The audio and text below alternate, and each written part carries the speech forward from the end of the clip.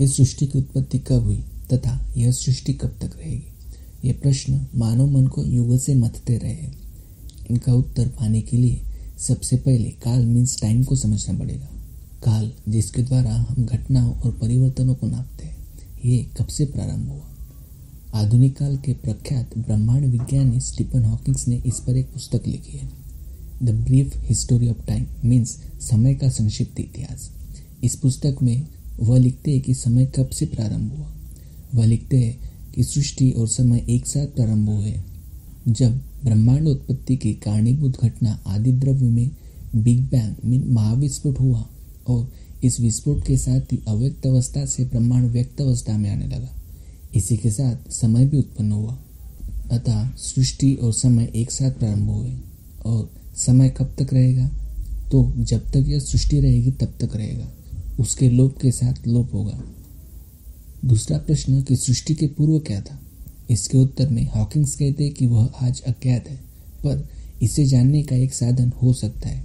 कोई तारा जब मरता है तो उसका ईंधन प्रकाश और ऊर्जा के रूप में समाप्त होने लगता है, तब वह सिकुड़ने लगता है और इतना सिकुड़ता है कि एक बिंदु भर रह जाता है। उस समय उसमें इतनी गुरुत्वाकर्षण शक्ति रहती है कि प्रकाश को भी वह सोख लेती है और इस तरह वहाँ क्या है जाना नहीं जा सकता। प्रकाश के अभाव को अंधकार कहते हैं। शायद इसीलिए ऐसे क्षेत्रों को ब्लैक होल कहते हैं। शायद ब्रह्मांड भी उत्पत्ति के पूर्व ऐसी अवस्था में रहा होगा। भारतवर्ष में ऋषियों ने इस पर चिंतन किया, साक्षात्कार किया।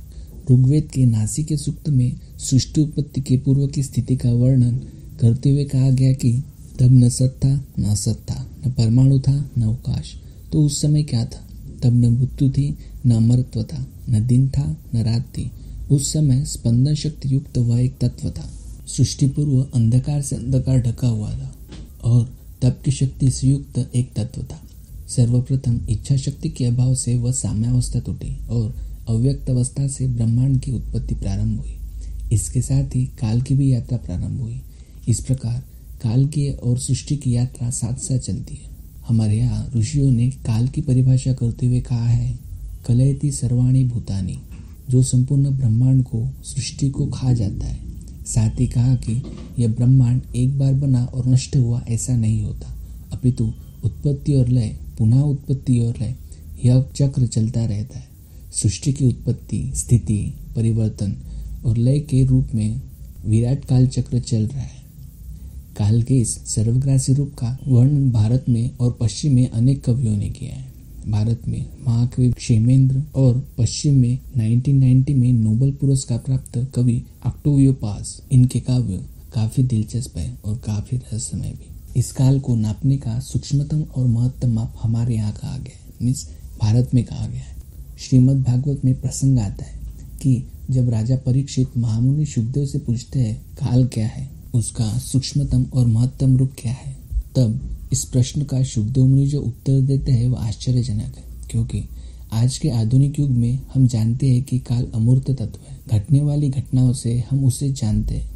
आज से हजारों वर्ष पूर्व शुकदेव मुनि ने कहा, विषयों का रूपांतर मीन्स बदलाव ही काल का आकार है। उसी को निमित्त बना वह काल तत्व अपने को अभिव्यक्त करता है, वह अव्यक्त से व्यक्त होता है। इस काल का सूक्ष्मतम अंश परमाणु है तथा महत्तम अंश ब्रह्म आयु है।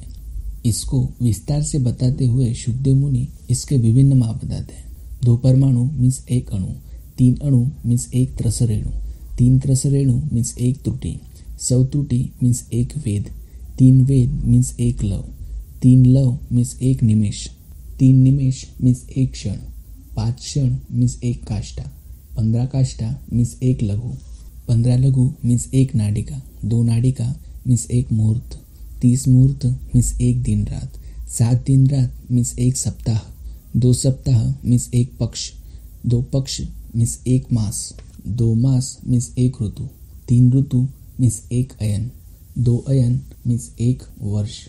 शुक मुनि की गणना से एक दिन रात में 3 अरब 28 करोड़ 5 लाख परमाणु काल होता है तथा एक दिन रात में 86,400 सेकंड्स होते हैं। इसका अर्थ सूक्ष्मतम माप यानी एक परमाणु काल इज इक्वल टू 1 सेकंड का 37,968वां हिस्सा। महाभारत के मोक्ष पर्व में भी कालगणना के बारे में कुछ बताया गया है। उसमें 15 निमेष मीन्स एक काष्ठा, 30 काष्ठा मीन्स एक कला, 30 कला मीन्स एक मुहूर्त, 30 मुहूर्त मीन्स एक दिन। दोनों गणनाओं में थोड़ा अंतर है। शुभ मुनि के हिसाब से एक मुहूर्त में 450 काष्ठा होती है तथा महाभारत की गणना के हिसाब से एक मुहूर्त में 900 काष्ठा होती है। यह गणना की भिन्न पद्धतियों को परिलक्षित करता है। यह सामान्य गणना के लिए माप है, पर ब्रह्मांड की आयु के लिए ब्रह्मांड में होने वाले परिवर्तनों को मापने के लिए बड़ी इकाइयों की आवश्यकता पड़ेगी। अतः आगे के लिए युग का माप देखते हैं। एक कलयुग 4,32,000 वर्ष, 2 कलयुग मीन्स एक द्वापर युग 8,64,000 वर्ष, 3 कलयुग मीन्स एक त्रेता युग 12,96,000 वर्ष, 4 कलयुग मीन्स एक सतयुग 17,28,000 वर्ष, चारों युगों की एक चतुर्युगी 43,20,000 वर्ष, 71 चतुर्युगी का एक मनवंतर 30,37,20,000 वर्ष, 14 मनवंतर तथा संध्यांश के 15 सतयुग का एक कल्प यानी 4,32,00,000,000 वर्ष। एक कल्प यानी ब्रह्मा का एक दिन, उतनी ही बड़ी उनकी रात। इस प्रकार 100 वर्ष तक एक ब्रह्मा की आयु, और जब एक ब्रह्मा मरता है तो भगवान विष्णु का एक निमेष होता है। आँख की पलक झपकने के काल को निमेष कहते हैं, और विष्णु के बाद रुद्र का काल आरंभ होता है जो स्वयं काल रूप है और अनंत है। इसीलिए कहा जाता है कि काल अनंत है। शुकदेव महामुनि द्वारा वर्णित इस वर्णन को पढ़कर मन में प्रश्न आ सकता है कि यह सब वर्णन कल्पना है, बुद्धि विलास मात्र है। आज के वैज्ञानिक युग में इन बातों की क्या अहमियत है, परंतु ये सब वर्णन कल्पना नहीं, अपितु इसका संबंध खगोल के साथ है। भारतीय कालगणना खगोल पिंडों की गति के सूक्ष्म निरीक्षण के आधार पर प्रतिपल प्रतिदिन होने वाले उसके परिवर्तनों, उनकी गति के आधार पर यानी ठोस वैज्ञानिक सच्चाइयों के आधार पर निर्धारित हुई है। जबकि आज विश्व में प्रचलित ईस्वी सन की कालगणना में केवल एक बात वैज्ञानिक है कि इसका वर्ष पृथ्वी के सूर्य की परिक्रमा करने में लगने वाले समय पर आधारित है। बाकी उसमें माह तथा दिन का दैनिक खगोल गति से कोई संबंध नहीं है, जबकि भारतीय गणना का प्रतिक्षण प्रतिदिन खगोलीय गति से संबंध।